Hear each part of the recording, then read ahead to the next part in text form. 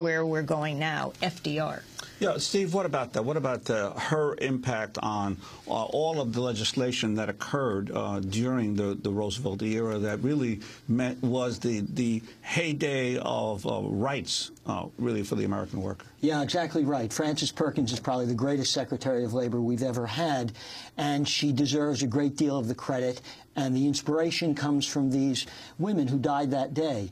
But I must say that there would be no New Deal legislation. There wouldn't be a Fair Labor Standards Act passed in 1938 establishing minimum wages and maximum hours, abolishing child labor. There wouldn't have been a Wagner Act ensuring the right to collective bargaining. There wouldn't have been Social Security and unemployment insurance and welfare had not the garment unions emerged out of this fire and strike and produced what was called in the 1920s the new unionism, which prefigured all of the New Deal.